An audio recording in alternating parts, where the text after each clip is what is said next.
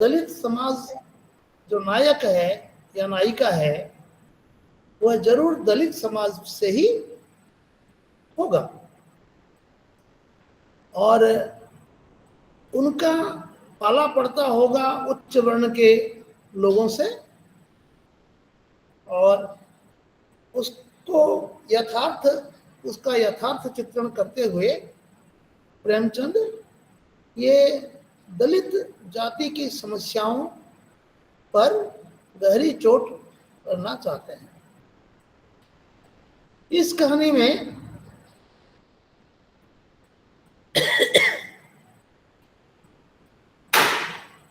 जोखू नाम का एक दलित व्यक्ति है, उसकी पत्नी का नाम है गंगी।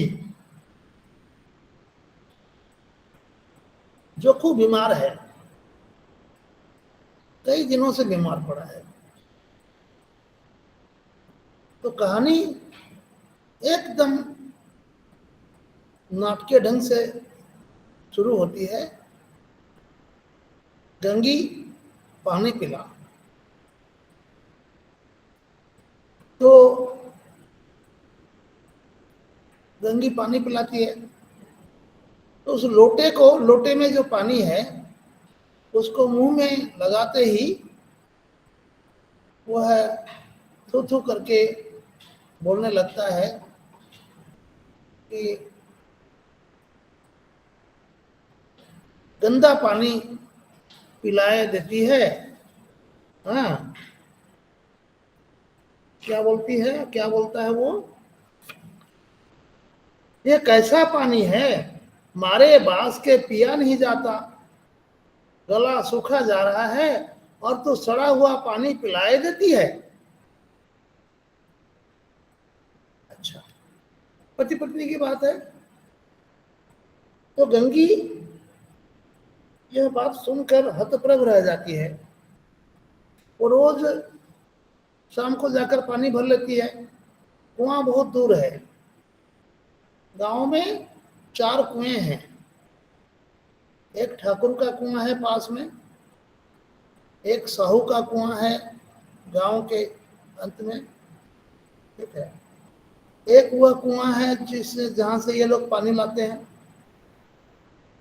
तो हरिजनों के लिए एक ही कुआं खुला है, बाकी हर जगह पाबंदियां हैं और तथाकथित छोटी जाति का व्यक्ति किसी दूसरे कुएं से पानी नहीं ला सकता। अगर पानी लाता है तो उसमें उस कुएं की कुआं अपवित्र हो जाता है, हो जाएगा, ऐसा प्रचार किया जाता है। तो गंगी अब सोचती है कि क्या करूं, कल तो वह पानी लाई थी, उसमें बिल्कुल बू नहीं थी। बू मतलब बदबू, गंध, दुर्गंध। आज पानी में बदली बदबू कैसी?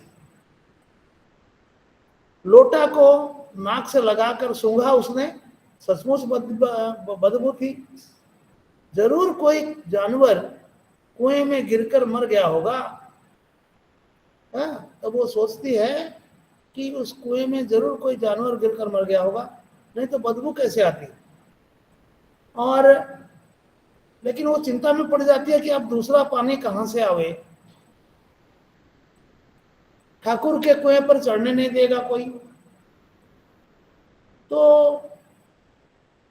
जोखू कुछ देर तक अपने आप को संभाल कर पड़ा रहा।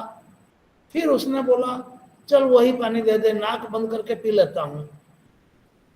तब गंगी चिंतित हो जाती है और कहती है, नहीं नहीं, मैं गंदा पानी नहीं दूंगी, तुम्हारी बीमारी बढ़ जाएगी और लेने के देने पड़ जाएंगे, मैं जाती हूँ पानी लेकर आऊंगी।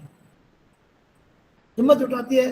तो यहाँ पति पत्नी में वार्तालाप है, कहाँ से लाएगी पानी। तो ये बोलती है कि ठाकुर का कुआं तो है, क्या एक लोटा पानी भरने नहीं देंगे।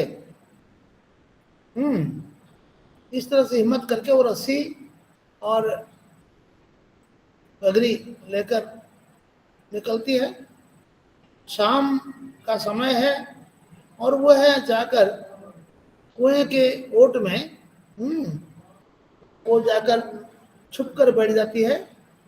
ठाकुर का घर बगल में है, ठाकुर का कुआं है, तो उसके कुएं के उसके घर के सामने कुछ लोग बैठक कर रहे हैं और वहां ठाकुर भाषणबाजी कर रहा है कि किस तरह से थानेदार को, हाँ, उसने एक खास मुकदमे में रिश्वत दे दी, किस तरह से अदालत से एक कोई दस्तावेज की नकल उसने बिना किसी रिश्वत के उड़ा ली।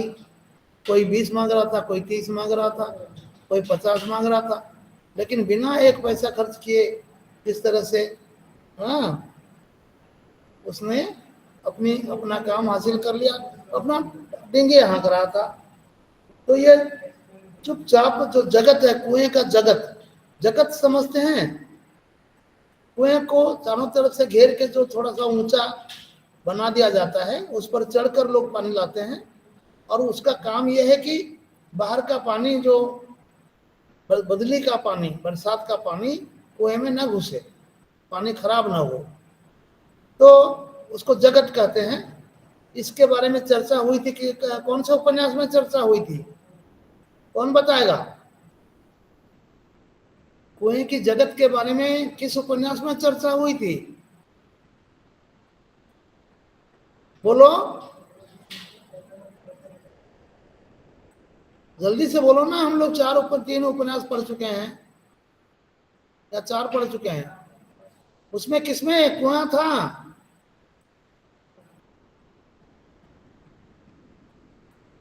नहीं बता सकते?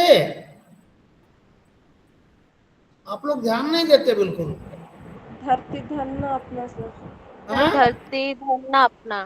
धरती धन्ना अपना। हाँ, क्या हुआ था उसमें?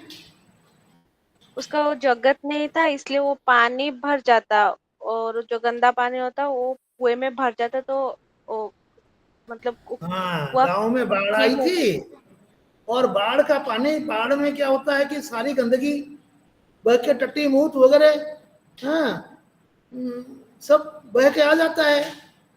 तो वही पानी कुएं में घुस गया और कुएं के ऊपर थोड़ा सा पानी खड़ा हो गया, तो वही उधर से निकल जाएगा, गलती से वहां पहुंच जाएगा तो कुएं के अंदर गिर जाएगा।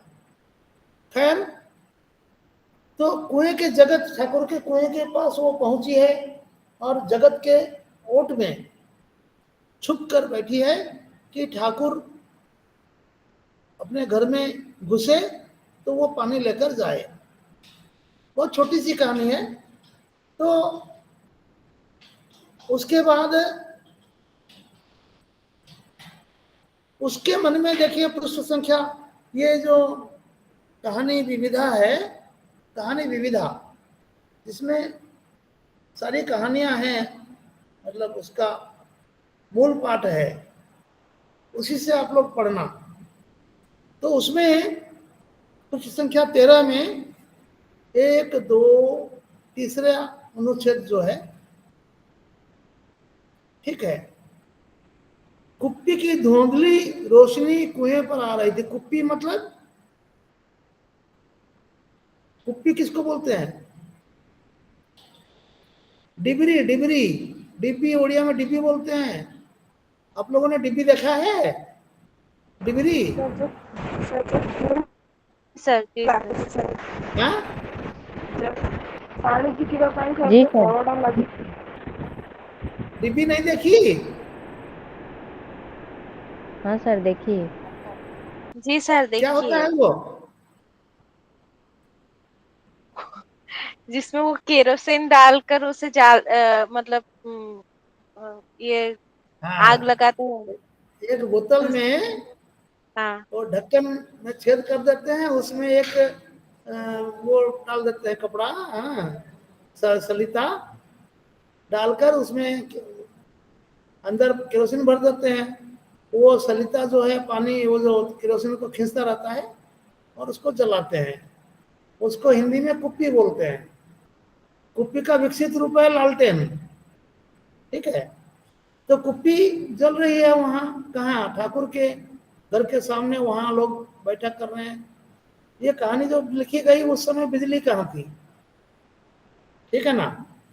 तो 1900 प्रेमचंद कब लिख रहे थे कहानियां, कहानी उपन्यास कब लिख रहे थे, कोई बता सकता है, कौन से साल में? हाँ, 1918-20, ठीक है, मतलब 100 साल पहले की कहानी है। तो उस समय बिजली कहाँ थी, सब वो अंग्रेजों का काम भी लालटेन से ही होता था। वो थोड़ा सा उन्नत किस्म का डिग्री बनाकर उसमें चारों तरफ से कांच का वो ढक देते थे। तो गंगी कुप्पी की धुंधली रोशनी आ रही है कुएं पर। गंगी जगत की आड़ में बैठी मौके का इंतजार करने लग गई। इस कुएं का पानी सारा गांव पीता है, उसके मन में वो विचार कर रही है, किसी के लिए रोक नहीं, सिर्फ ये बदनसीब नहीं भर सकते। हाँ, तो बदनसीब कौन है? तथाकथित छोटी जाति के लोग बदनसीब हैं, उनको अनुमति नहीं है यहाँ से पानी पीने के लिए। गंगी का विद्रोही दिल रिवाजी पाबंदियों और मजबूरियों पर चोटें करने लगा। हम क्यों नीच हैं और ये लोग क्यों ऊंच हैं? इसलिए कि ये लोग गले में तागा डाल लेते हैं। तागा मतलब क्या? तागा किसको बोलते हैं, नहीं मालूम? धागा जो है वो तागा, धागा जब मोटा हो जाता है उसको तागा बोलते हैं। धागा महीन होता है, धागे से कपड़े सिलाई करते हैं, लेकिन तागे से कपड़े नहीं सिलाई कर सकते, ठीक है। तो वो जो जनेऊ है वो मोटे धागे से बनता है। 3 धागे होते हैं उसमें, पहले 9 धागे होते थे, 9 गुण, अब 3 गुण के होते हैं। तो ये सोचती है इसलिए कि ये लोग गले में तागा डाल लेते हैं। यहाँ तो जितने हैं एक से एक छठे हुए बदमाश है। हाँ, मतलब नाम बड़ा, काम थोड़ा। चोरी ये करें, जाल फरेब ये करें, झूठे मुकदमे ये करें। अभी इस ठाकुर ने तो उस दिन बेचारे गड़रिए की एक भेड़ चुरा ली थी। जिस ठाकुर के कुएं पर ये लोग गए हैं, ये गंगी गई है, इसी ठाकुर ने एक गडरिया मतलब जो अहीर जो गाय चराते हैं, गडरिए की एक भेड़ चुरा ली थी और बाद को मारकर खा गया, ठीक है। इन्हीं पंडित जी के घर में तो 12 मास जुआ होता है। यही साहू जी तो घी में तेल मिलाकर बेचता है। काम करा लेते हैं, मजदूरी देते नानी मर जाती है। किस बात में हैं ये हमसे ऊंचे? ये जो कुछ बातें यहाँ प्रेमचंद ने लिखी हैं, वह गंगी के मन में जो विचार आए हैं उस रूप में यह एक व्याख्या का प्रश्न है। व्याख्या का प्रश्न है ये इस कहानी से, ठीक है। तो यह प्रश्न जो है यह सिर्फ गंगी के मन का प्रश्न नहीं है, यह हर उस व्यक्ति का प्रश्न है जो जीवन भर एक तथाकथित दलित समाज का व्यक्ति जीवन भर झेलता है। वो किसी से यह सवाल पूछ नहीं सकता, लेकिन मन में कष्ट पाता रहता है, सोच सोच कर। जीवन मतलब जन्म से लेकर मृत्यु तक उसके साथ जो व्यवहार होता है वह ऐसे प्रश्नों से रोज पल पल जूझता रहता है, और उसके कारण उसके मन में विद्रोह की भावना पैदा होती है। और जैसे काली के मन में जो धरती धन न अपना में काली के मन में जो विद्रोह पैदा हुआ था, ठीक है, ये सिर्फ काली नहीं, हर हरिजन के मन में होता है। बस यही है कि कोई हिम्मत करता है लड़ने की, कोई किसी में हिम्मत नहीं होती। और वो जो क्या होरी, जिस तरह से होरी तो दलित समाज से नहीं था, लेकिन उसका स्वभाव जैसा था दब्बू, हर बात से समझौता कर लेना, वैसे वो हर हरिजन व्यक्ति, महिला हो चाहे पुरुष हो, वो जीवन भर उसको झेलते हुए जी लेता है। तो यह इसको आपको व्याख्या के रूप में आएगा। आप इसको संदर्भ क्या लिखेंगे? संदर्भ लिखेंगे ये प्रेमचंद की दलित कहानी ठाकुर का कुआं से यह लिया गया है। इसमें इस कहानी में दलित समाज के जीवन की विडंबनाओं का वर्णन किया गया है, ठीक है। उसके बाद लेखक परिचय लिखेंगे। पहले इतना लिख देंगे संदर्भ, संदर्भ लिखने के बाद लिखेंगे लेखक परिचय।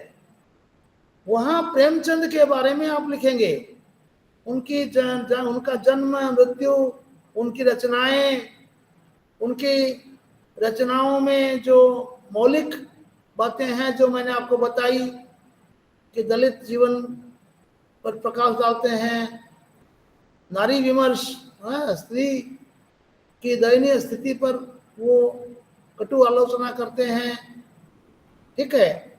गरीब मेहनतकश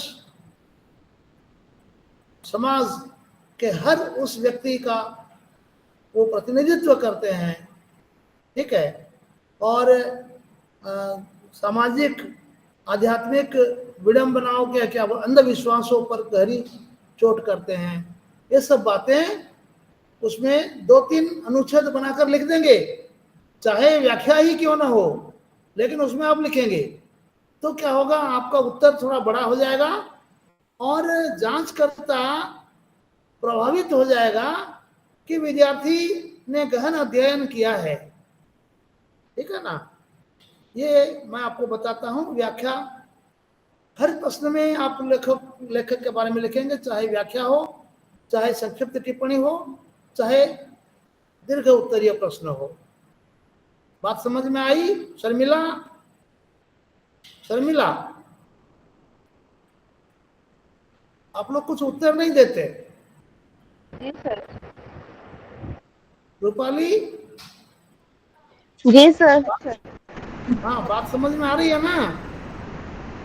जी सर। जी सर। हाँ, मैं सिर्फ पढ़ाता नहीं हूँ, आपको परीक्षा में किस तरह से उत्तर देना वो सब बताता हूँ बीच बीच में, तो आप उसको ध्यान रखिए। लेखक परिचय हर प्रश्न के उत्तर में जरूरी है। अगर संक्षिप्त टिप्पणी है उसमें थोड़ा कम लिखेंगे लेखक परिचय, व्याख्या है उसमें थोड़ा कम लिखेंगे, दीर्घ उत्तरीय प्रश्न है तो उसको विस्तार से एक पृष्ठ पूरा भर देंगे कम से कम लेखक परिचय में, ठीक है। लेकिन आपके दिमाग में आना चाहिए ना, उनकी कुछ रचनाओं के नाम आपको याद होने चाहिए। उपन्यास, कुछ उपन्यासों के नाम, मैंने एक 9 उपन्यासों का एक आपको मैंने श्लोक बता दिया था, ठीक है। तो उसी तरह से उनकी कुछ कहानियों के नाम, अगर अनुवाद किया है 1-2 अनुवाद का नाम, अगर नाटक लिखे हैं 1-आध नाटक का नाम, हर विधा से 2-4 नाम कम से कम आपको लिखना है। तो यहाँ से हम लोग आगे बढ़ते हैं। तो यह उसके मन में विचार वो कुछ उधड़ बुन में पड़ी हुई है, तभी कुछ आहट होती है और उस आहट को सुनकर वो डर जाती है और अपनी गगरी और रस्सी लेकर झुकती हुई चुपचाप अंधेरे में एक पेड़ के नीचे जाकर बैठ जाती है, अपने आप को छुपाने के प्रयास में। वो समझ गई कि कुएं पर कोई पानी लेने आ रहा है। तो 2 स्त्रियां पानी लेने आती हैं। जाहिर है ये सवर्ण जाति की स्त्रियां हैं, तो वो आपस में बात करती हैं। इसमें खाना खाने चले हुक्म हुआ कि ताजा पानी भर लाओ, घड़े के लिए पैसे नहीं है। एक स्त्री बोलती है। दूसरी बोलती है, हाँ यह तो न हुआ कि कलसिया उठाकर भर लाते, खुद ही भर लाते। पुरुष जाता भर लेके भर भर के ले आता, नहीं, ऑर्डर कर देते हैं लेके आओ ताजा पानी। हाँ, बस हुक्म चला दिया कि ताजा पानी लाओ। जैसे हम लौंडिया ही तो हैं, लौंडिया मतलब नौकरानी। तो पहली बोलती है, लौंडिया नहीं तो और क्या हो तुम, रोटी कपड़ा नहीं पाती, 10-5 रुपए छीन झपट कर ले ही लेती हो। और लौंडिया कैसे होती हैं? दोनों में जो वार्तालाप होती है, उस वार्तालाप में, हाँ, फिर वो दूसरी बोलती है, मत लजाओ दीदी, छीन भर आराम करने को तो जी तरस कर रह जाता है, इतना काम दूसरे के घर में कर देती तो इससे कहीं और अधिक आराम से रहती, ऊपर से वह एहसान मानता भी। हाँ, यहाँ काम करते करते मर जाओ, पर फिर भी किसी का मुंह सीधा नहीं होता। तो यह जो भारतीय समाज में स्त्री की समस्या को बड़े संक्षेप में, दलित समस्या के साथ साथ स्त्री की समस्या को लेखक ने भर दिया है। और इन महिलाओं के, सवर्ण महिलाएं होते हुए भी, इनके मन में जो पुरुष वर्चस्व वाला समाज है, भारतीय समाज में हर कानून, हर व्यवस्था पुरुषों द्वारा नियत की गई है, और उसके चपेट में महिलाएं जीवन भर पिसती रहती हैं। जिस तरह से हरिजन सवर्णों के अपमान से और महात होते रहते हैं, उसी तरह से स्त्रियां, चाहे वो किसी भी जाति की हों, सवर्ण स्त्रियां हों चाहे दलित जाति की स्त्रियां हों, उनके मन में हमेशा यह कुंठा बैठी रहती है कि पुरुष हमें नौकरानी की तरह क्यों व्यवहार करते हैं हमारे साथ। तो यहाँ पर यह भी एक प्रश्न आ सकता है इस कहानी से कि ठाकुर का कुआं कहानी में व्यक्त समस्याओं पर चर्चा कीजिए। बड़ा प्रश्न हो सकता है, या संक्षिप्त टिप्पणी भी हो सकती है। इसमें आप 2 समस्याओं का जिक्र करेंगे। एक है समाज में जो हरिजनों पर अत्याचार, ठीक है, घृणा उच्च वर्ग द्वारा, तथाकथित उच्च वर्ग द्वारा, हाँ, जीवन भर घृणा का व्यवहार। और दूसरी समस्या है नारी की समस्या। समाज में उसकी स्थिति दोयम दर्जे की स्थिति है, जो सुविधाएं या एक तरह से स्वाभाविक रूप से आराम परस्त व्यवस्था पुरुषों के लिए है, वह स्त्रियों के लिए नहीं है। तो इस पर उन्होंने कटु व्यंग्य किया है। यहाँ व्यंग्य है, यहाँ पर आलोचना नहीं है, व्यंग्य है।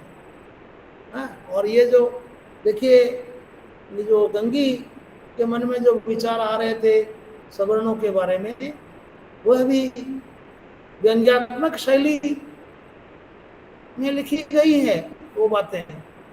हाँ, यही तो ठाकुर ने गढ़िया की बकरी चुरानी थी और वो मार कर खा भी गया। ये पंडित जी जो है, हाँ, उसके घर में जुआ चलता है, वो साहू तो क्या करता है, घी में तेल मिलाकर बेचता है। और ये कैसे बड़े हुए, किस बात पर बड़े हुए? तो व्यंग्य ही है, ठीक है। तो प्रेमचंद की रचनाओं में व्यंग्य तो मिलता है, लेकिन वह व्यंग्य कटु नहीं होता, बहुत अधिक कठोर नहीं होता, हल्का फुल्का होता है। जो व्यंग्य आपको यशपाल की कहानियों में मिलेगा, जो व्यंग्य आपको हरिशंकर परसाई की कहानियों में मिलेगा, प्रेमचंद की रचनाओं में व्यंग्य की मार उतनी तीव्र नहीं होती। आप लिख सकते हैं, कोई वो नहीं है, कोई जरूरी नहीं है कि लेखक की प्रशंसा ही करनी है। लेखक कहाँ कमजोर पड़ता है वो भी लिखना है आपको। आप हिंदी के विशेषज्ञ बनने जा रहे हैं एमए की कक्षा में, तो आपको विश्लेषण शक्ति आपकी तीव्र होनी चाहिए। अपने विवेक के आधार पर कौन सा पलड़ा भारी हो रहा है उसका विचार आपके करने की आपकी क्षमता आप में होनी चाहिए। ठीक है, तो दोनों पानी भरकर चली गई, हल्की फुल्की बात की उन्होंने, वो एक एक बाल्टी दो दो बाल्टी पानी भर लिया, उसी के बीच तो थोड़ी बहुत बातचीत हो गई, फिर चली गई तो मैदान कमरे के अंदर घुस गया और जो बैठे लोग बैठे थे वो निकल गए हैं। सर अब आवाज गंगे को मैदान नहीं साफ हो। लगा। हेलो, आवाज नहीं आ रही है? आवाज आ रही है अभी? नहीं सर, वो नहीं नहीं सर, आवाज अभी कट आवाज कट के आ आई? रही है। जी सर, आ रही है। जी जी सर।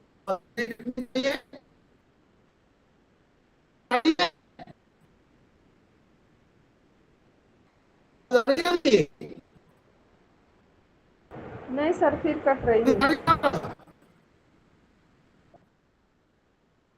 कट रही है? नहीं सर। हाँ, मैं तो कंप्यूटर लैब में आकर बैठा हूँ जहाँ वाईफाई बहुत बढ़िया है।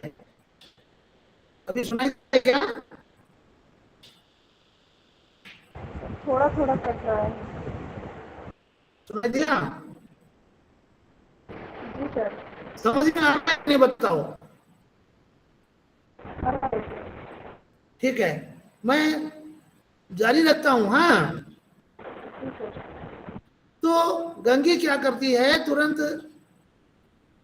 जैसे उसे लगा कि उसने युद्ध जीत लिया, अब भर के वो ले जाएगी, तो वो जल्दी से झट आकर के चढ़ती है कुएं की जगत पर, और रस्सी में उसमें गले में क्या कहते हैं, जो गगरी है उसके गले में रस्सी की फांस लगाकर वो कुएं में डालती है और आहिस्ता से पानी भर लेती है, बिल्कुल आवाज नहीं की, और वो खींचती है।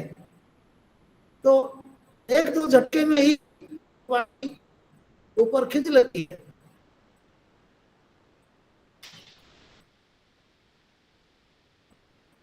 कनेक्शन फोटो से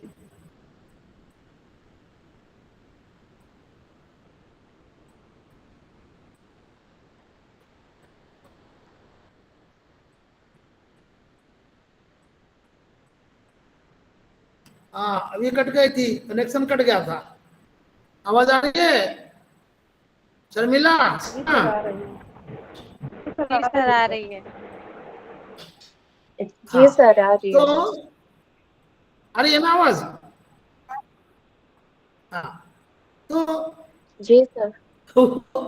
तभी क्या होता है, अचानक वो ठाकुर किसी काम से बाहर निकला होगा घर से, दरवाजा बंद तो कर लिया था लेकिन किसी काम से बाहर निकला, वो ठाकुर का दरवाजा खुला, दरवाजा खुला तो ये डर गई, और डर गई अब तो पकड़ी जाएगी तो खैर नहीं है, ऐसा सोचकर वो इतनी अधिक डर जाती है कि उसके हाथ से रस्सी छूट जाती है, और वो जो घड़ा है रस्सी के साथ कुएं में इतनी ऊंची ऊंची से, तो घड़ा ऊपर आ गया ना, तो पकड़ने वाली थी तभी ऐसा हो गया। तो वो घड़ा एकदम ऊंची आवाज करके घपा घप करके कुएं में गिरा रस्सी सही। तो ठाकुर उधर से कुएं की ओर भागने लगा, कौन है वहां, कौन है वहां बोलकर भागने लगा। और गंगी घर लौट आई। तो घर पहुंचकर देखा जो खूब लोटा मुंह से लगाए वही मैला गंदा पानी पी रहा है। ठीक है, कहानी की शुरुआत लोटे से गंदा पानी पीने से होती है और कहानी का अंत वही गंदा पानी पीने से अंत होता है। तो यहाँ प्रश्न यह है कि हरिजन तथा कथित दलित जाति की समस्याओं का कोई समाधान नहीं हो पाता। उनमें लड़ने की क्षमता जब तक जागरूकता नहीं आती है, जब तक वे अपने अधिकारों के लिए, जैसे काली ने आंदोलन किया था गांव में, भले ही वह असफल हो गया हो, उसे सफलता हाथ न लगी हो, लेकिन उसने प्रयास तो किया था। तो वह जो है, जैसे गोदान में दलित जाति के लोग विद्रोह करते हैं, वो प्रसंग याद आता है। गोदान में ऐसा कहां पर है?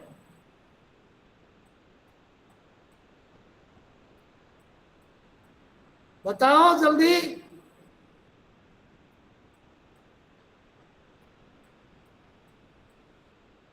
आप लोग ना तो पढ़ते हैं, ना ध्यान से सुनते हैं, ना नोट्स बनाते हैं। आप लोग नोट्स बनाए देखिए, उसमें गोदान में जो दाता दीन का बेटा माता दीन सिलिया को रखे रूप में रखा था, जो विधवा, दलित विधवा थी, उसके घर वालों ने क्या किया? सर उसे घर से निकाल दिया था। बोलो रूपाली। सर सिलिया को घर से निकाल दिया था। कुछ सिलिया को घर से, तो सिलिया अपनी इच्छा से कर माता दिन के घर में रही। अगर सिलिया को उसके माता पिता स्वीकार नहीं कर रहे थे, क्यों स्वीकार नहीं कर रहे थे? क्या बात की? क्योंकि वो माता दिन के घर रह रही थी सर,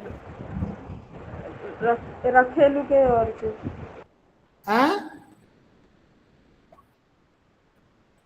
अरे नहीं यार, आप लोग सर वो माता दिन के घर,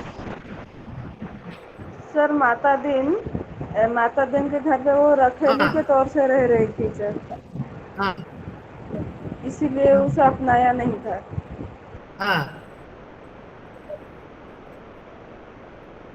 उसके मुंह में भी ठूस दी थी इन लोगों ने। खेत में माता सिलिया काम कर रही थी, माता दिन वहां पहुंचा था, तो रिश्तेदारों ने कहा तुमने तो इसको पत्नी के रूप में रखा है, तुम हरिजन बन जाओ। जी सर। तो माता दिन इसके हाथ से खाता नहीं था इसका पकाया हुआ, इसलिए उन लोगों ने विद्रोह करके उसको जबरदस्ती पकड़ के उसके मुंह में हड्डी ठूस दी थी, ताकि वो सिलिया जो खाना बनाए वो लोग खाना शुरू कर दे। तो ये एक तरह का विद्रोह है कि नहीं? तो इस तरह से प्रेमचंद की कहानियों में जो हरिजन समाज, दलित समाज का विद्रोह है, इतना तीव्र नहीं होता। ठीक है, बहुत अधिक तीव्र नहीं होता, हल्के हल्के चलता है, मानसिक तौर पर या कोई छिटपुट घटना विचार से नहीं होता है। इसमें प्रेमचंद को दोष नहीं कर सकते। प्रेमचंद ने तो उपन्यास कर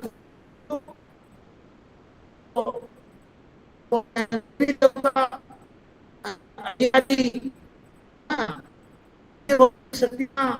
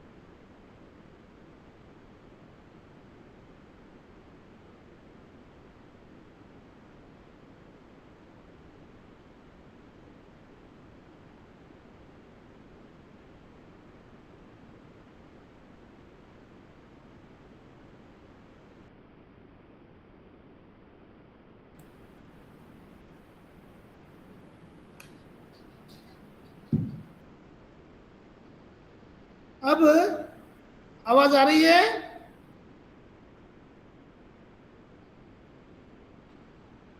मेरी आवाज आ रही है ना? जी सर। जी सर। जी सर, आ रही है। अभी हम लोग एक दूसरी कहानी का अध्ययन करेंगे, कुत्ते की पूंछ।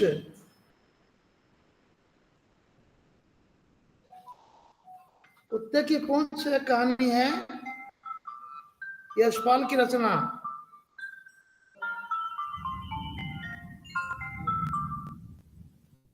हेलो बेटा, मैं के क्लास में हूँ, 1 घंटे के बाद हम लोग बात करेंगे। हाँ, 8 बजे, ठीक।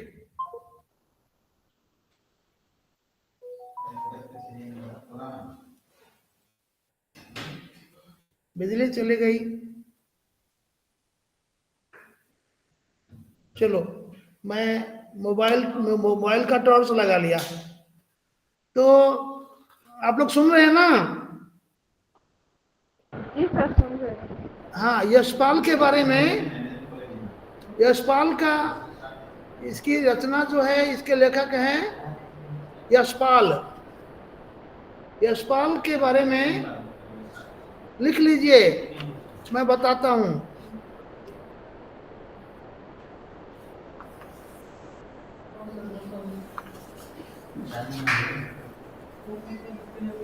यशपाल का, ये यशपाल जो है उपन्यासकार और कहानीकार हैं।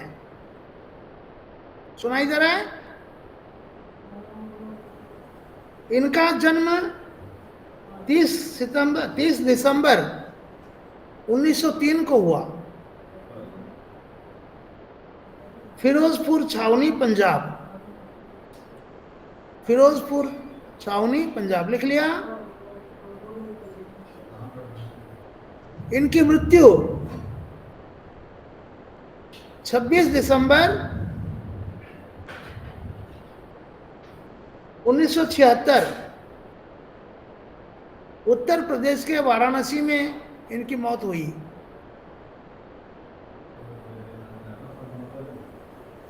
ये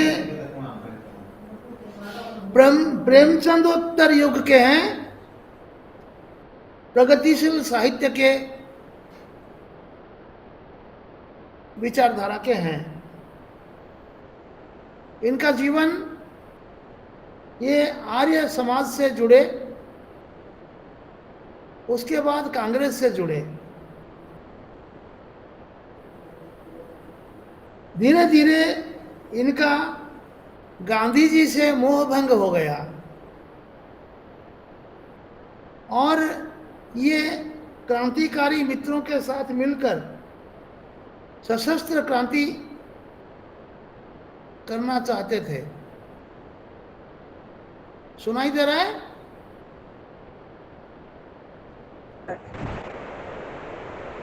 सुन रहे हैं ना आप लोग? जी सर। जी सर। हाँ, लिखते जाओ, मैं बहुत संक्षेप में बोलता हूं। लाहौर में भगत सिंह, सुखदेव और भगवती चरण बोहरा भगवती चरण बोहरा से इन्होंने संपर्क किया, इनका संपर्क था उनके साथ, और ये नौजवान भारत सभा में सक्रिय थे। यह क्रांतिकारी समाज था एक, ठीक है। इनके उपन्यासों के नाम लिखिए। दादा कामरेड 1971, दादा कामरेड 1971,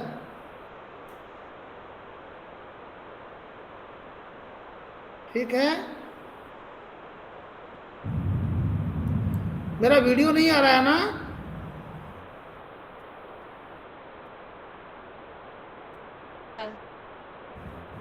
वीडियो नहीं आ रहा लाइट है? दिखाई दे रही है, नहीं सर, लाइट नहीं आ रहा दिखाई है। दे रही है। आवाज आ रही है ना? जी सर, आ रही है। हाँ ठीक है, अभी वीडियो आएगा शायद, नहीं आ रहा है।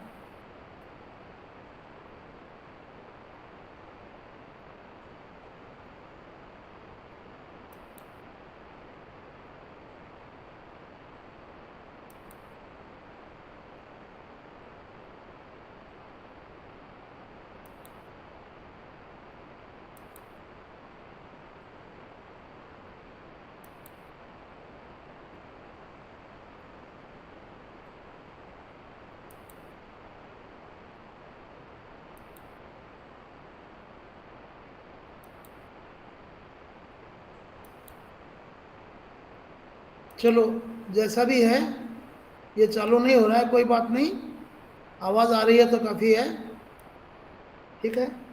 तो उपन्यासों के नाम लिखिए। दादा कामरेड 1941, देशद्रोही सर 1941 या 1971? 1976 में तो इनकी मृत्यु हो गई, तो ये तो 20-30 साल पहले लिखे होंगे ना। दादा जी कामरेड 1941, 1941। फिर अगला उपन्यास है देशद्रोही, हमने क्रमवार लिखा है। देशद्रोही है 1943। फिर अगला उपन्यास है दिव्या, 1945। फिर पार्टी कामरेड, लिख रहे हैं ना? नहीं लिख पाएंगे तो बताना। Party comrade 1946। फिर मनुष्य के रूप,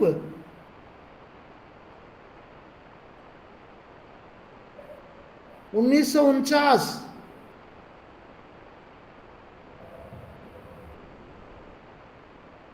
फिर अमिता, 1956।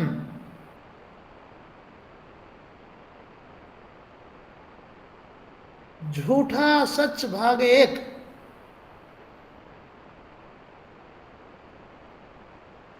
1958। झूठा सच भाग 2, 1960।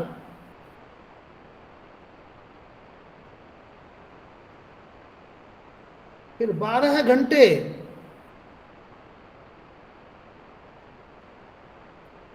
1962।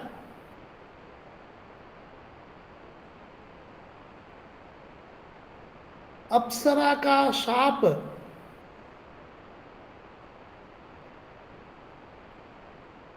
1965।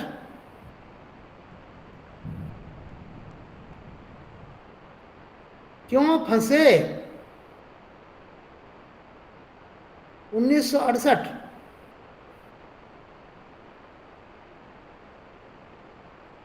तेरी मेरी उसकी बात,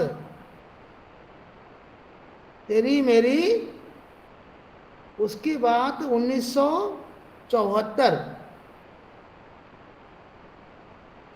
ठीक है। उसके बाद 2 साल के बाद उनकी मौत हो गई। फिर कहानी संग्रह का नाम लिखिए, पिंजरे की उड़ान, कहानी संग्रह, पिंजरे की उड़ान 1939, 1939। फूलों का कुर्ता, क्या सर? फूलों का कुर्ता, फूल, फ्लावर्स,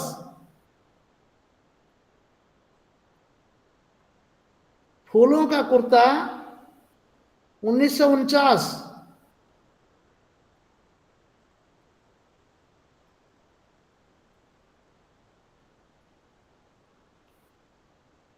धर्म युद्ध 1950।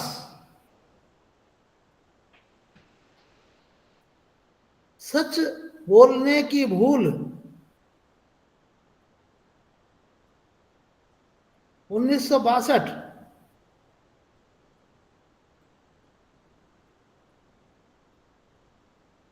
भस्मावृत चिंगारी, भस्मावृत, भस्म से आवृत, ढका हुआ, भस्मावृत चिंगारी 1946।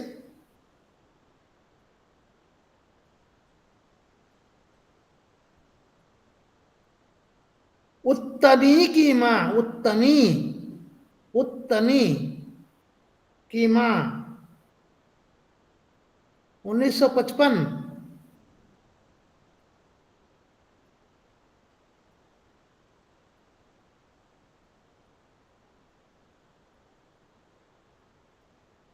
चित्र का शीर्षक, चित्र का शीर्षक 1951।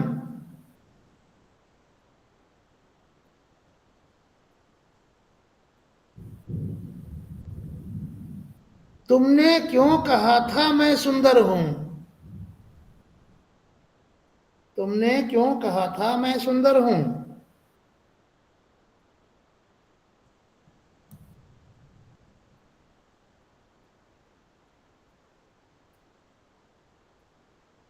तुमने क्यों कहा था मैं सुंदर हूं।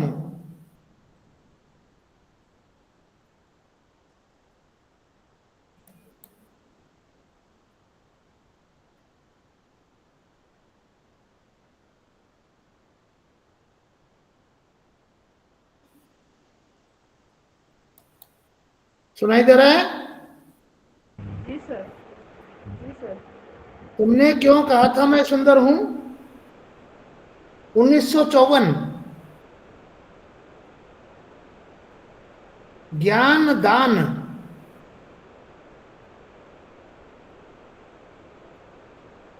1943।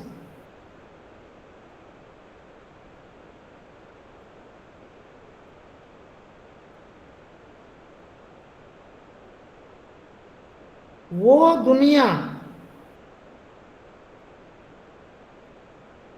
वो दुनिया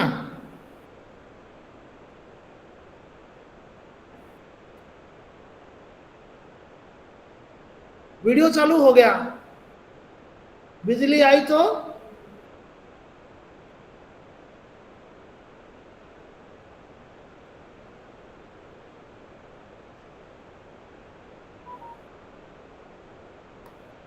हाँ, क्या लिखा बेटा? वो दुनिया, वो दुनिया, हाँ, वो दुनिया, वो दुनिया। जी सर। वो दुनिया। इसमें 2 वर्ष लिखे हैं, 1951, 1948। इसका मतलब है 2 संस्करण हुए होंगे उसके, 1948 और 1951 लिख लीजिए। और एक कहानी संकलन है खच्चर और आदमी, खच्चर और आदमी 1965।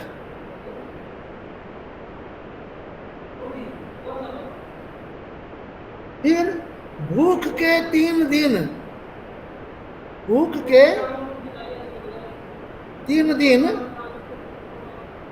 1968। उत्तराधिकारी 1951।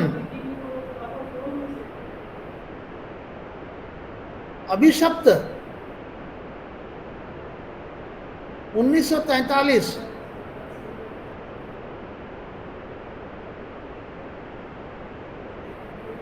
इनकी व्यंग्य रचनाओं का संकलन है, 2 संकलन है। चक्कर क्लब,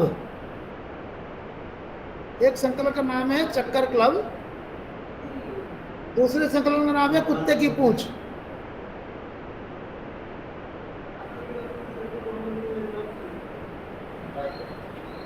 तो ये यशपाल जो हैं, ये नई कहानी फिर नई कहानी के सूत्रधार हैं ये। इसके बारे में थोड़ा लिख लीजिए। यह नई कहानी का आंदोलन 1955-56 से शुरू होता है। इसके प्रमुख हस्ताक्षर हैं कमलेश्वर, लिख रहे हैं, मोहन राकेश, सर 1900, मोहन राकेश, राजेंद्र यादव,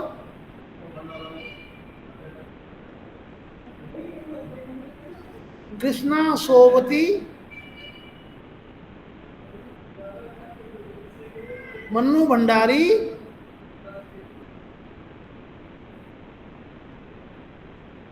और यशपाल।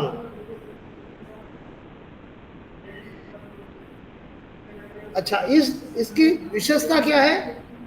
इस दौर की कहानियों में इस दौर की कहानियां कल्पना प्रधान या आदर्शवादी नहीं होती।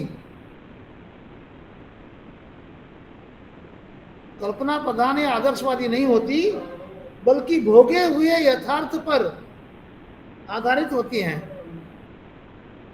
जो भोगा हुआ यथार्थ है उसी का वर्णन करते हैं, वो आदर्श हो चाहे ना हो। और नई कहानी की विशेषता क्या है? नई कहानी ये विशेषता हमने लिखा है आपको। दूसरी विशेषता है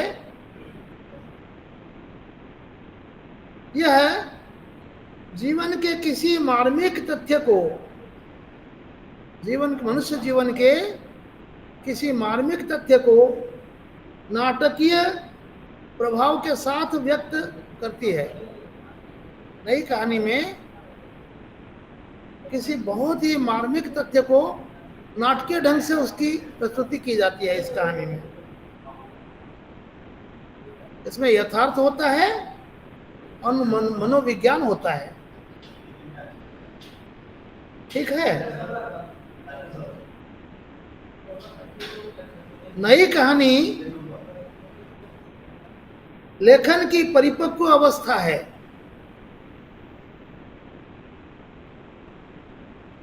ठीक है। यह आपको नई कहानी के बारे में हमने संक्षेप में बताया। नई कहानी पर संक्षिप्त टिप्पणी अवश्य आती है।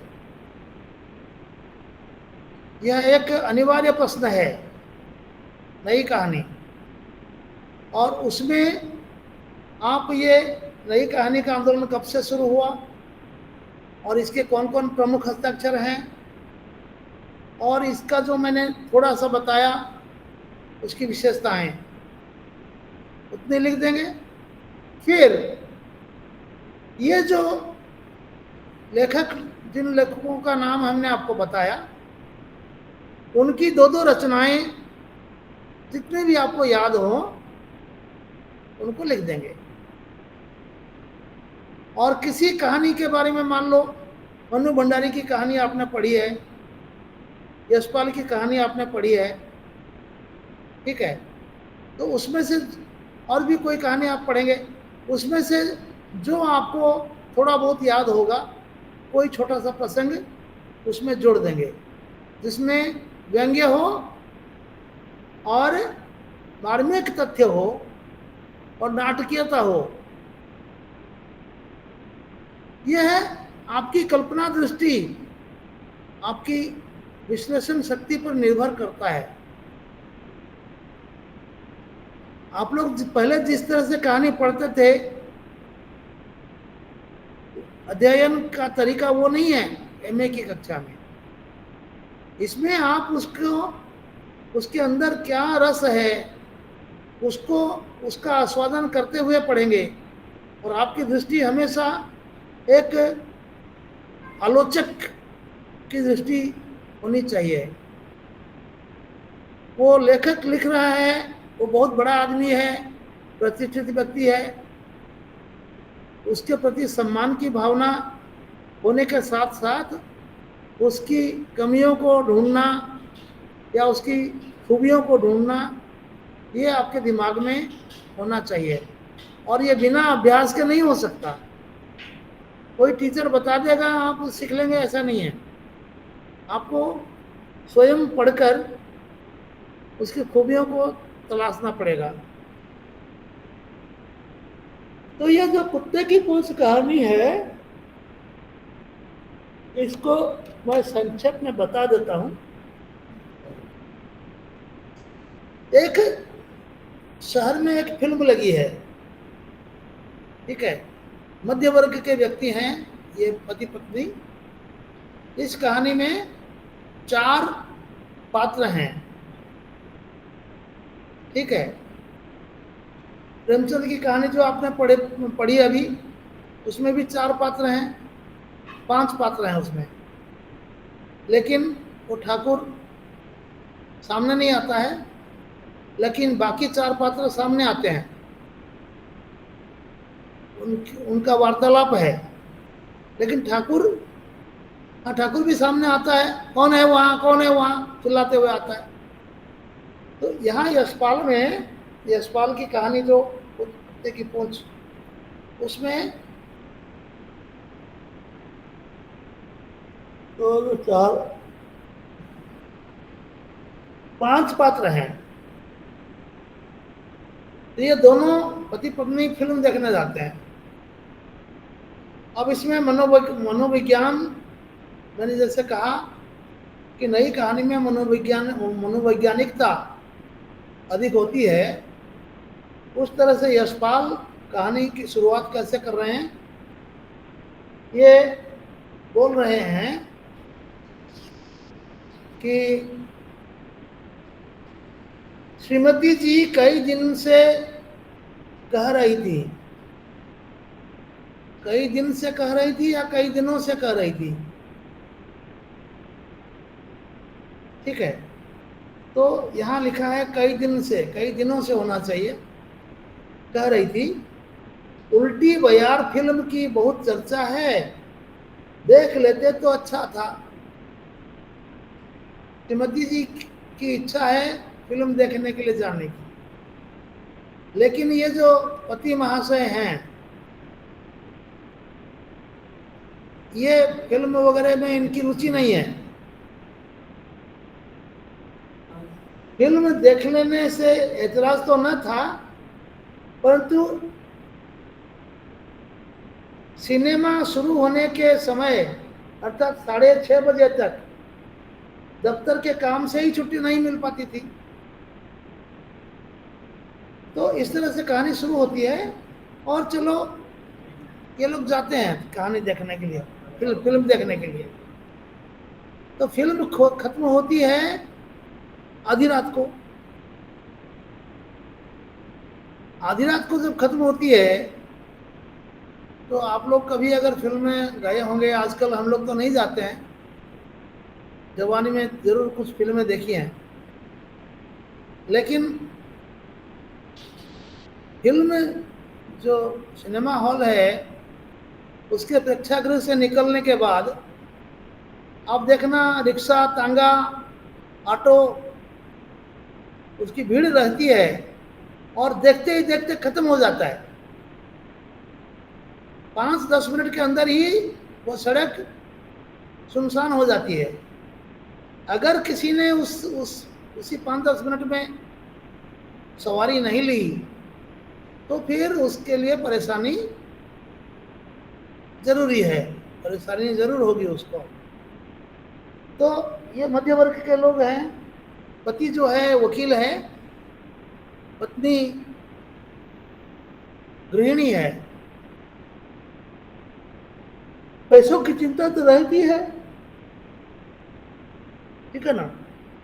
कैसे पैसे बचाएं, तो तांगे वालों से बातचीत करते हैं। तांगा मतलब जानते हैं ना, तांगा किसको कहते हैं? तांगा आप लोगों ने सर वो बैलगाड़ी जो देखी है? घोड़ा गाड़ी, हाँ, सर घोड़ा घोड़ा गाड़ी। गाड़ी, हाँ घोड़ा गाड़ी को तांगा बोलते हैं। हाँ, घोड़ा गाड़ी को तांगा कहते हैं। उसमें एक घोड़ा होता है और रिक्शे के जैसे एक सीट होती है, उसमें 2-3 आदमी बैठ सकते हैं। और वो जो तांगे वाला है वो सामने बैठता है चाबुक लेकर। तो तांगा आपको उत्तर भारत में मिलता है, बनारस, हाँ, और क्या कहते हैं, दिल्ली में तो नहीं दिखेंगे, लेकिन जो पुराने शहर हैं बनारस, काशी, क्या कहते हैं, जो आपको आगरा, इन क्षेत्रों में आपको तांगा मिलेगा। तो तांगा बात की, उस समय क्या होता है कि सबको जल्दी रहती है, इसलिए रिक्शा, तांगा, ऑटो का जो किराया है वो बहुत मुंह मांगा दाम मांगते हैं।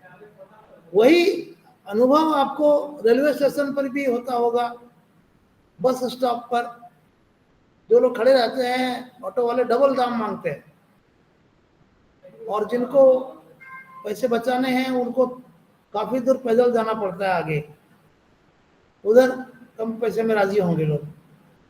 तो ये तांगा वाले से बात करते हैं और वो अधिक दाम बताता है, तो ये लोग बोलते हैं चलो पैदल चलते हैं, चांदनी रात है, थोड़ी सी चहल कदमी भी हो जाए, प्रकृति का शोभा का निरीक्षण किया जाए। तो चलते हैं। तो देखिए इसमें मनोविज्ञान कहाँ पर है। पत्नी के मन में दुख है कि भाई ये लोग तो पति, ये लोग आपस में दोस्तों के साथ बैठते हैं तो पता नहीं कहाँ कहाँ से कितनी कितनी बातें करते हैं, फिल्म देख के निकल रहे हैं, लेकिन फिल्म के बारे में किसका अभिनय कैसा था, कहानी कैसी थी, उसमें मार्मिक प्रसंग कौन से हैं, उसके बारे में ये पति बिल्कुल चर्चा ही नहीं कर रहा है।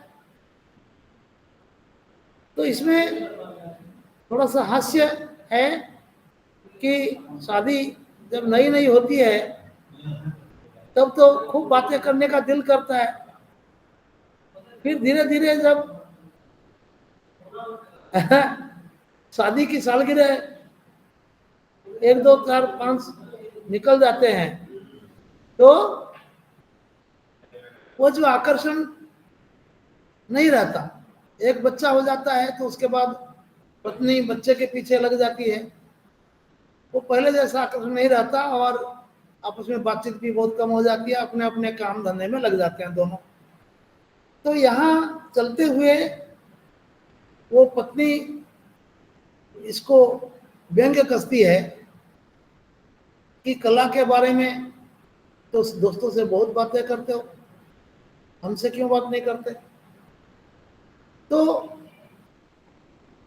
ये बोलता है भाई दोस्तों से इसलिए बातें करते हैं कि वहां पर वाद विवाद होता है। दोस्त हम जो बोलते हैं वो उसको स्वीकार नहीं करते, वो जो बोलते हैं हम स्वीकार नहीं करते, उसमें चिंतन मनन विश्लेषण होता है। लेकिन तुम्हारे साथ तो हमारा एक मत है, मैं जो बोलूंगा तुम हाँ करोगी। मतलब एक लघु हास्य देकर लेखक उसका टालने की कोशिश करता है पति। भाई जहां मतैक्य है वहां क्या बात करनी,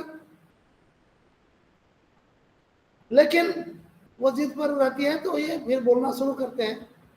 लेकिन पत्नी सुनती नहीं है, ये बताते जा रहे हैं। लेकिन लगता है कि पत्नी को उसमें कोई रुचि नहीं है और ये बातें कर ही रहा है और अचानक पत्नी बोल पड़ती है, अरे देखो कितना छोटा सा बच्चा है और किस हालत में है करके वो पत्नी ध्यान आकर्षित करती है। एक लाला की मिठाई की दुकान है और उस मिठाई की दुकान में सामने बड़ी सी कढ़ाई रखी हुई है। तो कढ़ाई आजकल गैस का चूल्हा हो गया, बिजली के चूल्हे भी हो गए, इंडक्शन। लेकिन उस जमाने में क्या था, काठ की हांडी, काठ की रसोई, काठ की भट्टी पर कढ़ाई चढ़ाकर मिठाइयाँ बनाते थे। तो शाम को वो दिन भर वो कढ़ाई चढ़ी रहती थी, रात को उसको साफ करना है रगड़ रगड़ के। तो एक छोटा सा बच्चा है, वो है 8-9 साल का है, एक हाथ में उसने वो स्क्रब ले रखा है और वो रगड़ते रगड़ते, वो इतना छोटा है कि वो कढ़ाई इतनी बड़ी है कि वो उसको हिला भी नहीं सकता। लेकिन उसको साफ करते करते वह सो गया है। एक हाथ कढ़ाई की जो हैंडल है उस पर उसको पकड़े हुए है, दूसरा हाथ कालिक से पुता हुआ वो स्क्रब है, हाँ, और वो है थक थक कर वो सो जाता है उसी कढ़ाई का सहारा लेके, जिस कढ़ाई से, जिस हाथ से उसने वो पकड़ रखा है कढ़ाई के हैंडल को, उसी का सहारा लेके वो सो गया है कढ़ाई पर ही। और लाला भी सो रहा है, चिलम को उल्टा कर दिया है और वो अपने गद्दी पर वो भी सो गया है। लेकिन बच्चा साफ करते करते सो रहा है, वो आराम से सो रहा है। तो इस बात को दिखाते हुए बड़ी ऊंची आवाज में वो जैसे लाला को डांट रही हो उस तरह से बात करके वो एक हाथ से पति के हाथ को सहारा लेकर के दूसरे हाथ से वो बच्चे को जगाती है और उसको बोलती है, चल चल तू मेरे साथ चल। मतलब यहां वो बोल तो रही है बड़ी बड़ी बातें, बच्चे, इतना छोटा बच्चा उसको किस हालत में उससे काम ले रहा है, कितना बदमाश लाला है ये। लेकिन अंदर खाने उस महिला के मन में एक भावी नौकर सस्ते में मिलने की उम्मीद से ये वह यह काम कर रही है। इसके बारे में यशपाल ने इस कहानी में सूचना दी है, उसको भावी नौकर नजर आ रहा था। तो खैर वो ले जाते हैं बच्चे को और लाला की नींद खुल जाती है। लेकिन बच्चे को ले जाते हुए उसने देखा, लेकिन इनके वेश पोशाक से इन लोग मतलब जो पहुंचे हुए कोई अधिकारी जैसे लग रहे थे। तो लाला ने सोचा कि भाई ये लोग अधिकारी हैं, अभी हम अगर प्रतिवाद करेंगे तो लेने के देने पड़ जाएंगे। ऐसा सोचकर वो चुप रहा। और अगले दिन लाला उनके घर पर जा पहुंचा, बोले कि साहब इसके चाचा या कोई बाप, इसने हमसे 60 रुपए लिए थे और उसका ब्याज कितना चढ़ गया और वो बाप मर गया, इसकी माँ मर गई, तो इसके रिश्तेदार इसको मेरे पास छोड़ गए थे। वो जो 60 रुपया देना था वो नहीं देना चाहते थे, हमने मांगे पैसे तो नहीं दिए, बोले कि बच्चे को रख लो। तो इसका मतलब है वो 60 रुपए में बच्चे को खरीदा है। तो पत्नी जो है वह कुछ बोलने वाली थी, जैसे ठीक है 60 रुपए हम दे देते हैं, बच्चे को रहने दो, ऐसा बोलने वाली थी कि ये जो पति है इसके मुंह से निकलता है कि कानून का कुछ पता है तुम्हें? तो वकील है ना ये पति, कानून का कुछ पता है? छोटे बच्चे को उसे मेहनत करवाते हो, उससे मजदूरी करवाते हो, भाग जाए यहां से, नहीं तो सलाखों के पीछे होगा तू। तो वो सेठ जो है डर कर वो लौट जाता है। तो विजय का दर्प जो है पत्नी के चेहरे पर आ जाता है और इस तरह से वह महिला जो है इस बच्चे को, गंदा बच्चा है, गंदा बच्चा घर में कैसे रहेगा, उसको साबुन से नहलाती है, उसके लिए नया ड्रेस आता है, उसको जूते मोजे पहनाती है और बातों से ऐसी बातें करती रहती है जैसे उसने उस बच्चे को गोद ले लिया हो। हाँ, और गोद लेकर उसका भरपूर पालन पोषण करके, लाइट रहना दीजिए, पंखा बंद कर दीजिए, ये पंखा थोड़ा चला दीजिए। हाँ ठीक है, मैं ताला लगा के जाऊंगा, आप चिंता मत करो, खुश रहो। आप लोगों का साथ मिलता है तो मन लग जाता है। बहुत बहुत धन्यवाद भाई। तो हाँ, बाकी कंप्यूटर सब बंद कर दीजिए, हाँ उधर का बंद कर दीजिए, सारे बंद कर दीजिए। तो इस तरह से वो उदाहरण देती है पति को कि अमेरिका का कौन सा वो प्रेसिडेंट था जो दास था लेकिन वो बाद में अमेरिका का प्रेसिडेंट बन गया। क्या दलित समाज से, क्या गरीब तबके से कोई बच्चा आगे नहीं बढ़ सकता, अच्छा इंसान नहीं बन सकता? इस तरह से वो डायलॉग मारती हुई उस बच्चे को ये करती है और बच्चे को बोलती भी है कि अपने अधिकार के लिए बोलना सीख, डरता क्यों है, दब्बू बनकर क्यों रहता है? बच्चा थोड़ा सा दूरी रखता था हमेशा। तो इनका एक बेटा है, बेटे का नाम है विशु, ठीक है।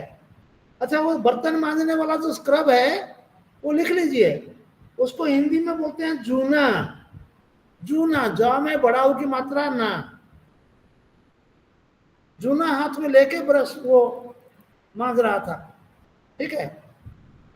तो वो शब्द एक तकनीकी शब्द है आपके लिए, हम लोग नहीं जानते हैं, तो उसको याद रख लीजिए, ठीक है। आपको उत्तर में लिखना है बार बार। तो इस तरह से करके अब विशु जो इनका बच्चा था थोड़ा बड़ा हुआ है, वह देखता है कि उसकी माँ एक नए बच्चे को लाकर उसके सिर पर हाथ फेरती है, उसको लाड़ करती है, उसको नए कपड़े पहनाती है, ठीक है। तो बच्चे जो होते हैं वो जो गीत है, बच्चे मन के सच्चे होते हैं, मतलब उनके मन में जो भाव आता है वो उसको उजागर कर देते हैं, छुपाते नहीं। वो चिढ़ता है, बच्चा जो है अपने माता पिता के प्यार पर एकाधिकार चाहता है। आपने देखा होगा जब नया एक बच्चा है और दूसरा बच्चा पैदा हो जाता है, तो जो बच्चा है वो कभी कभी उसको खरोचना, उसको खींचातानी करना, तंग करते हैं जो बड़े बच्चे। मैंने देखा है मेरे पड़ोस में एक, उसकी 4 लड़कियां हैं, 5वां जो है बेटा बना पैदा हुआ, तो जो सबसे छोटी लड़की थी वो क्या करती थी, उस बच्चे के आंख में उंगली घुसड़ देती थी। बड़ी मुश्किल थी, बड़ा मुश्किल था उस बच्चे को पालना इन बच्चों के सामने। शैतानी करती थी वो। मतलब क्यों शैतानी क्यों करती थी? बाकी बहनों से वो खेलती है, छोटे बच्चे से शैतानी क्यों करती है? क्योंकि उसको माँ के प्यार पर एकाधिकार चाहिए। लेकिन माँ उस बच्चे को लेकर बैठ गई और इसको दूर करती है, जाओ बाहर खेलो। तो उसको बर्दाश्त नहीं होता है। वो बच्चा समझ लेता है कि भाई इसके कारण माँ ऐसे हमारे साथ कर रही है, ये अगर नहीं आया होता हमारे घर में तो माँ ऐसा नहीं करती हमारे साथ। तो जो विशु है इनका बेटा, वो क्या करता है, वो ये जो हरुआ, उस बच्चे का नाम था हरुआ, इन लोगों ने नाम दे दिया हरीश। तो हरीश को जिम्मेदारी दी जाती है कि वो घर की सफाई करेगा और विशु के साथ खेलेगा, विशु की देखभाल करेगा, ठीक है ना। विशु छोटा है, गोद में लेने लायक है वो। तो विशु क्या करता है, हरीश को मारता है। तो माँ उसको टोकती है, भाई तू बड़ा भाई है, तू क्यों मारता है इसको। इस तरह से 2-4 महीने 6 महीने बड़े लाड़ प्यार से वो बच्चा धीरे धीरे वो सहज हो गया, परिवार में घुल मिल गया। अब वो दूर नहीं भागता है, सहम कर खड़ा नहीं होता है, बोलना सीख गया है, धुले हुए कपड़े पहनकर अपने आप को सजाने लगा है।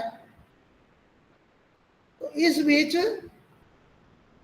ये जो पति है, ये वकील हैं, इनको एक सीनियर वकील के किसी काम में इनको बाहर जाना पड़ता है।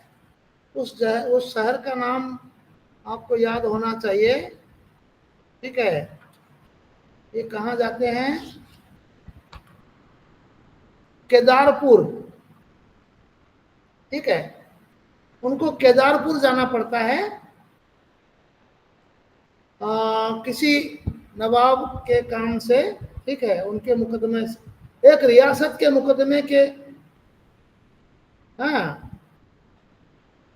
लिए ये जाते हैं केदारपुर। वहाँ 4-6 महीने रहते हैं, काफी पैसा कमा लेते हैं। तो जब चले जाते हैं उधर, पत्नी से बिछुड़ जाते हैं। पहले कभी शादी से आज तक कभी अलग नहीं हुए थे, तो जब साथ रहते थे तो इतना आकर्षण नहीं होता था, लेकिन जब चले गए तो बहुत याद आती है पत्नी की। और ये सब ये मनोवैज्ञानिक बातें हैं, है ना। तो ये शैली जो है इनकी, किसकी, यशपाल की शैली जो है वो व्यंग्य और मनोवैज्ञानिक शैली है। इसको लिख लीजिए, व्यंग्यात्मक और मनोवैज्ञानिक शैली। तो बात बात में ये मनोविज्ञान की बातें करते रहते हैं, उनके दिमाग में क्या चल रहा है, उसके पत्नी के दिमाग में क्या चल रहा है, बच्चे के दिमाग में क्या चल रहा है, वो सब बातें वो बताते जाते हैं। तो वहाँ पत्नी की पहली चिट्ठी आती है, तो उसमें पहली चिट्ठी में 1-2 अनुच्छेद पूरा हरीश के बारे में प्यार भरी बातें। वो कितना बढ़िया बन गया था, बढ़िया बन गया है, पढ़ने लिखने लगा है, इत्यादि इत्यादि। तो धीरे धीरे जब चिट्ठियाँ और आने लगी तो हरीश के बारे में जिक्र थोड़ा कम होने लगा। फिर तीसरी चौथी चिट्ठी में थोड़ी थोड़ी शिकायत होने लग गई। भाई विशु को बुखार चढ़ गया था, डॉक्टर को दिन में 3 बार बुलाना पड़ता था। तो हमने भेजा इसको, हरीश को, डॉक्टर को बुलाने के लिए। वो बात नहीं सुनता है। डॉक्टर को बुलाने के लिए गया और गली में गंदे बच्चों के साथ खेल रहा था। फिर हमने जब उसको पकड़ा और उसको पूछा तो झूठ बोला कि डॉक्टर का घर हमें नहीं मिला। तो इस तरह से शिकायतें धीरे धीरे बढ़ती गई। उसके बारे में बिल्कुल बात नहीं मानता है, हमसे बहसबाजी करता है, विशु को मारता है। विशु की खिलौनों के प्रति उसकी आंख रहती है। कोई मिठाई उठाई खाते हैं हम लोग घर में तो उस पर उसकी नजर रहती है। इस तरह से शिकायतें आने लग गई। तो क्यों आने लग गई शिकायतें? क्योंकि उनको एक सस्ता नौकर चाहिए था। उन्होंने सोचा था कि ये जो बच्चा है सेठ के यहाँ से ले गए, इसके लिए कुछ किसी को पैसे नहीं देने पड़ेंगे, कोई महीने का वेतन नहीं देना पड़ेगा, कम खाएगा बच्चा है और ठीक है काम निकल जाएगा। तो उसको पहले तो वो जो सहमा हुआ रहता था उसको क्यों हिम्मत बंधाया इन्होंने? क्योंकि वो हिम्मत नहीं करेगा तो काम नहीं करेगा। काम करने के लिए मनोबल की आवश्यकता है। तो इसने महिला ने मनोबल बढ़ाया। लेकिन पति अपनी पत्नी की हर हरकत का बारीकी से जायजा ले रहा था और उसके मन में क्या चल रहा था उसका भी यशपाल ने वर्णन किया है। पति सोच रहा था देखो कितने दिन ये लाड़ प्यार चलता है इनका, ठीक है। तो मनोवैज्ञानिक शैली है। तो उसमें धीरे धीरे क्या होता है, फिर वो वापस आता है पति, ठीक है, कुछ मिठाइयाँ वगैरह लेके आया है। तो हरीश भी बहुत खुश होता है। अब हरीश के प्रति ये जो पत्नी है महिला, इनका व्यवहार बहुत ही क्या कहते हैं कड़ा होने के कारण अब वो बच्चे के मन में वो मन ही मन तड़प रहा था कि मालिक आएंगे तो उनसे प्यार मिलेगा उसको, ये बच्चा ही तो है। तो इस उम्मीद से वो प्रतीक्षा में था और मालिक जब आए, सब कोई बैठे हैं और हरीश क्या करता है, विशु को गोद में उठाकर वहाँ पहुँच जाता है। वहाँ मिठाइयाँ खा रहे थे ये लोग। तो पत्नी को बर्दाश्त नहीं होता है, बोलती है कि तू कितना बदमाश है रे, तू इसको लेके क्यों यहाँ खड़ा है? जब भी कुछ खाते हैं तो इसकी नजर रहती है। तुझे बोला था ना मैं कि वो जो टोकरी में जो कपड़े पड़े हैं उनको छत पर लेके सुखा कर आ, जा उसको सुखा कर आ। तो इस तरह से ये जो इतना बदलाव पत्नी के व्यवहार में आता है, तो पति क्या करता है, उसको लीची 2-4 देता है, उसके हाथ में बच्चा है, उसका दिल करता है लीची फल, ठीक है, कहता है। हाँ, तो ये जो कहानी है, ये कहानी एक ठीक है मनोवैज्ञानिक कहानी है और नई कहानी का एक बहुत ही अच्छा उदाहरण है। नई कहानी के जो तत्व हैं मैंने आपको बताए हैं, उन तत्वों को आपको क्या करना है, कोई भी रचना आप अगर अध्ययन करते हैं, उसको अध्ययन करते समय उस रचना कौन सी विधा की रचना है, ये उपन्यास है, कहानी है, नाटक है, एकांकी है, लघु कथा है, लघु या क्या है, ये कविता है, भक्ति मार्ग की कविता है या क्या है, उसमें प्रगतिशील कविता है या, ठीक है। इन बातों को ध्यान में रखकर उसका अध्ययन करेंगे। और प्रगतिशील कविता, चाहे नई कहानी, चाहे एकांकी नाटक, उसके जो तत्व हैं वे तत्व उस कहानी में या नाटक में कहां कहां चरितार्थ होते हैं, आपको ढूंढना है, ढूंढ कर निकालना है। हाँ, यहां पर ऐसे ऐसे है। जब मैं पढ़ाता हूं आपको, मैंने कहां पर मनोवैज्ञानिकता है मैं बताते चलता हूं कि नहीं? तो मैंने क्या किसी आलोचना पुस्तक से उसको देखकर आपको बताया? मैं इसलिए आपसे आग्रह करता हूं कि आप लोग कहानियों को स्वयं पढ़ें, आलोचना पुस्तक से नहीं।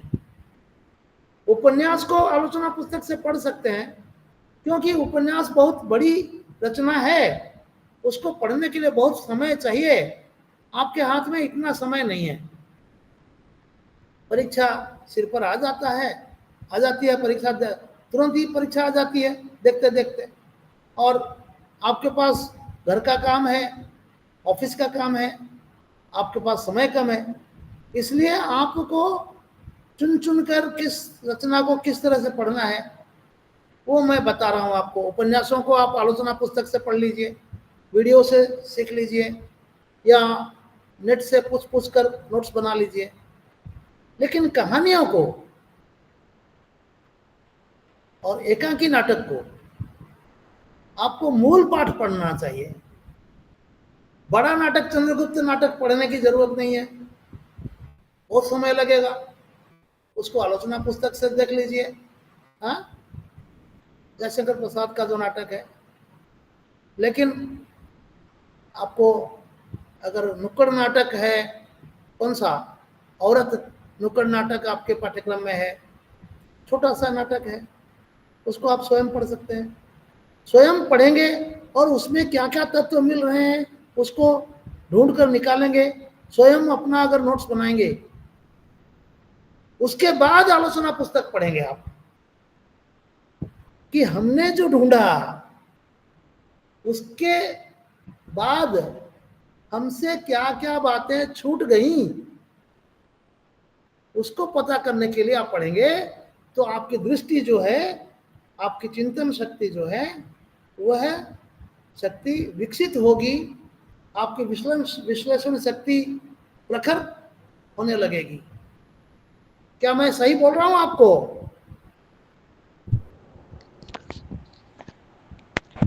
आपको ठीक लग रहा है? शुभश्री, शर्मिला, जी सर। राक्षी, जी सर।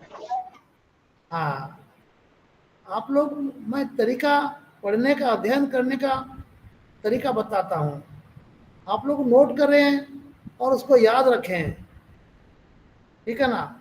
मैं जहां पहुंचा हूं, जितना मैंने किया है, स्वाध्याय से किया है, अपने अध्ययन से। किसी के लिखी हुई चीजों को पढ़कर हम आगे नहीं बढ़े हैं, बचपन से ही हम ऐसे हैं। शायद हमने रजिया सुल्तान वाली कहानी आपको बताई थी पहली कक्षा में, बताई थी ना? तो उस तरह से आप स्वाध्याय करना सीखें, तो इससे आपकी चिंतन शक्ति प्रखर होगी, ठीक है? और आप धीरे धीरे आलोचना स्वयं करने लगेंगे, और आलोचना पुस्तकों में जिस जैसी आलोचना आपको मिलती है, उससे अधिक बढ़िया आलोचना आप कर सकेंगे, और आपकी जो रचना है वो बहुत बढ़िया बन सकेगी। तो आपको उत्तर लिखने का तरीका मैंने आपको आज थोड़ा बहुत बताया है, और थोड़ा बता देता हूं। आपको कुछ पूछना है इसके बारे में, रचना के बारे में, जो हम लोगों ने पढ़ा, 2 कहानियां पढ़ी?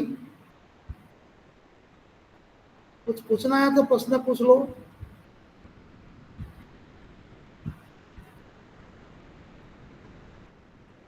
मधु, सीमा, अंकिता, आप लोग कुछ प्रश्न नहीं पूछते हैं, बड़ा दुख होता है।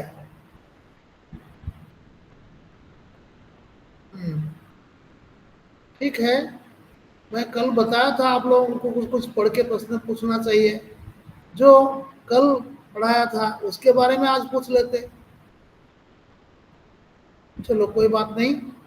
तो परीक्षा में प्रश्न कैसे उत्तर लिखेंगे, पहले तो सबसे बड़ी बात है कि आपको बाईं तरफ हाशिया छोड़ना है।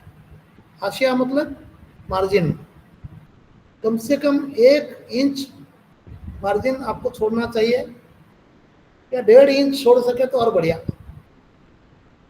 और मार्जिन के बाहर आप प्रश्न की संख्या लिखेंगे, प्रश्न 1 मार्जिन के बाहर। अंदर लिख देंगे प्रश्न को, एक अलग स्याही से लिखेंगे। मान लीजिए नीली स्याही से आप उत्तर लिख रहे हैं, तो प्रश्न को काली स्याही से या गाढ़ा कोई भी रंग इस्तेमाल करेंगे, गाढ़ा रंग होना चाहिए, हरा, नीला, जो भी आप करेंगे वो स्याही गाढ़ी होनी चाहिए, ताकि प्रश्न और उत्तर अलग अलग दिखाई दे। प्रश्न को पूरा उतारना है, उसके बाद एक पंक्ति खाली छोड़ देनी है, एक लाइन। उसके बाद बाहर लिखेंगे उत्तर, मार्जिन में लिखेंगे उत्तर। वहां प्रश्न संख्या दोबारा नहीं लिखेंगे, उससे जांचकर्ता का दिमाग भ्रमित हो जाएगा। उत्तर प्रश्न तो लिख दिया है ना, उसी का उत्तर है, सिर्फ उत्तर लिखेंगे या खाली वो लिख देंगे बस करके। अंदर थोड़ी सी जगह 3 इंच के आसपास जगह छोड़ दीजिए खाली। उत्तर के सामने लिख दीजिए उत्तर की रूपरेखा। उत्तर की रूपरेखा लिखकर उसके नीचे 3 इंच जगह छोड़ दीजिए खाली। फिर उसके बाद लिखना शुरू कीजिए उत्तर। मतलब उत्तर बाहर लिख दिया है और नहीं लिखना है, मतलब आपका उत्तर लिखना शुरू करेंगे। लिखेंगे प्रसंग, अगर व्याख्या है तो। अगर व्याख्या नहीं है तो लिखेंगे लेखक परिचय।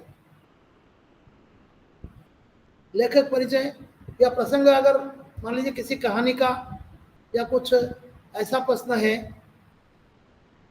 मान लो प्रश्न आया है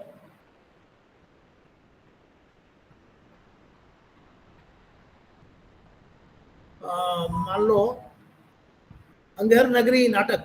हाँ, अंधेर नगरी में व्यक्त राजनीतिक चेतना पर प्रकाश डालिए। तो अंधेर नगरी नाटक तो हो गया, लेकिन उसके लेखक का नाम नहीं लिखा गया है प्रश्न में। या मान लीजिए प्रश्न आया है भारतेंदु हरिश्चंद्र अंग्रेजों के समर्थक थे, आलोचना कीजिए। तो यहाँ अंधेर नगरी नाटक का नाम नहीं आया, सिर्फ लेखक का नाम आया। तो ऐसा प्रश्न अगर है तो वहां आप लिखेंगे प्रसंग। भारतेंदु के विचार अंग्रेजों के बारे में जो है वह उनके नाटक अंधेर नगरी में स्पष्ट रूप से प्रतिफलित होता है। इस तरह से करके थोड़ा सा नाटक के बारे में लिख देंगे। उसके बाद लिखेंगे लेखक परिचय या कवि परिचय। ठीक है, लेखक का जन्म, उसकी रचनाएं मैंने आपको बताया है कितना कितना लिखना है, फुल मार्क कितना है उसके हिसाब से। टिप्पणी है तो कम लिखनी है, अगर व्याख्या है तो कम लिखना है, थोड़ा सा टिप्पणी से ज्यादा, लेकिन बड़े उत्तर से कम। और बड़े उत्तर में तो विस्तार से लिखना है। लेखक परिचय के बाद जीवन परिचय, जन्म, मृत्यु, जीवन, आजीविका, फिर उनकी रचनाएं। फिर उनका जो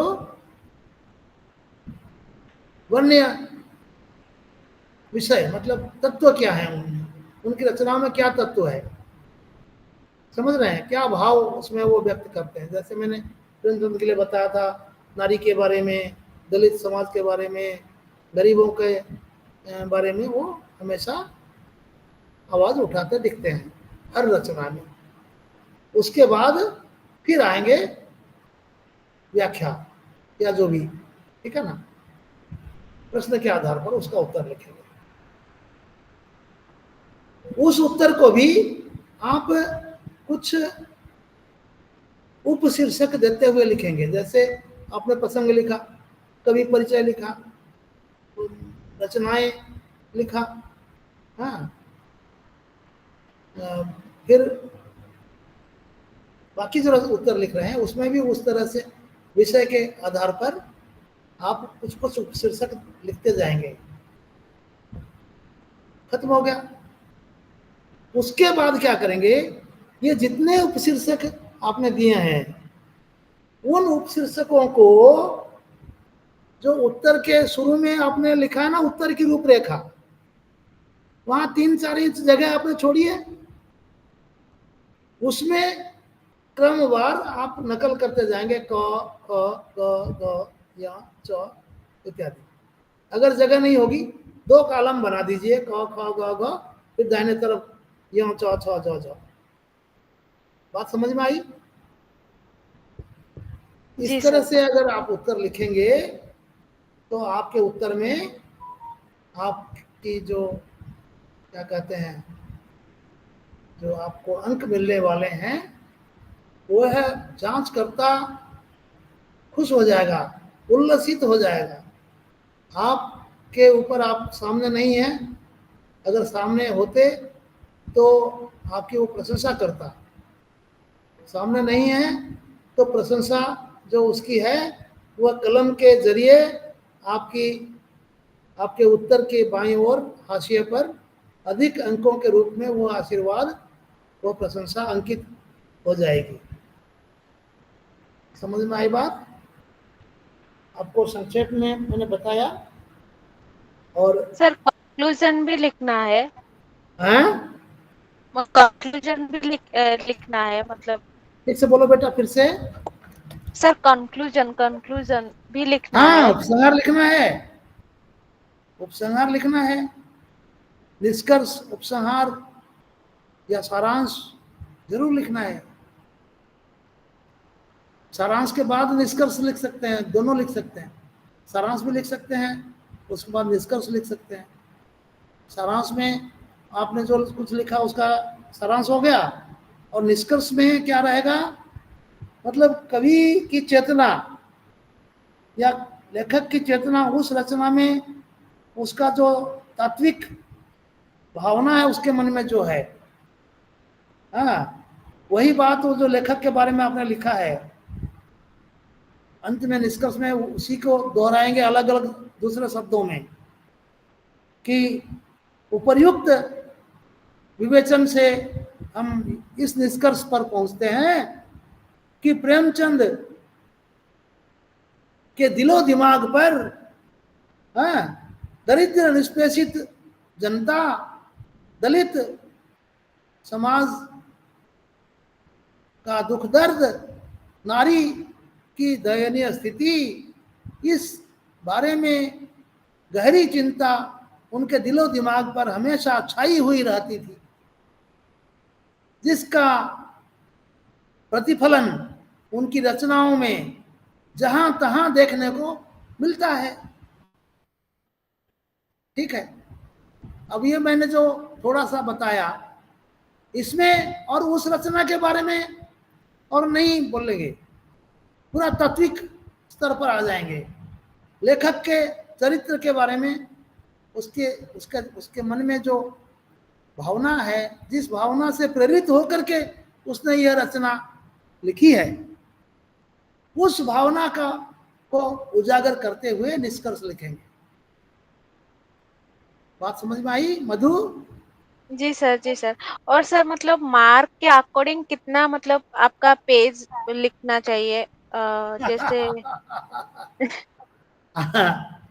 देखो बेटा, ये आप लोग एमए के विद्यार्थी हैं।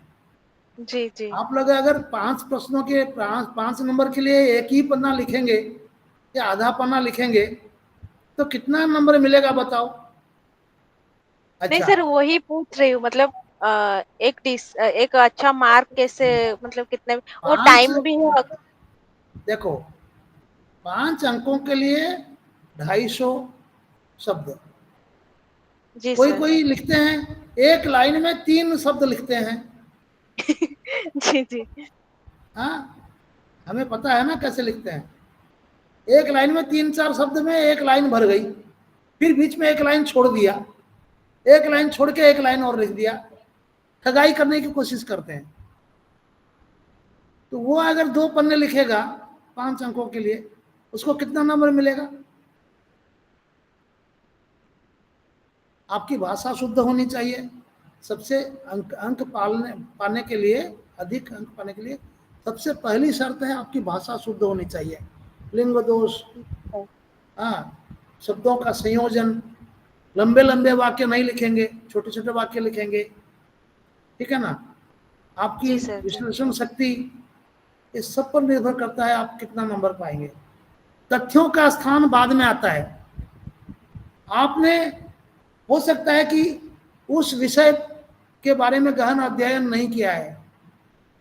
जी मान लो यशपाल की यह कहानी, कुत्ते की पूंछ की कहानी आपको मालूम नहीं है, जी लेकिन आपका लेखन में अगर यशपाल की जो तत्व, यशपाल की तत्वगत विशेषताएं आपने लिखी हैं, नई कहानी के बारे में उसके तत्व क्या है आपने लिखी हैं, ठीक है, और थोड़ा बहुत इसकी इस कहानी में जो उसका प्रतिपाद्य है, जी मनोवैज्ञानिक विश्लेषण जो है, थोड़ा बहुत अगर किसी तरह से खींचतान करके हमने लिख दिया ना, तो आपका 50% नंबर मिल जाएगा।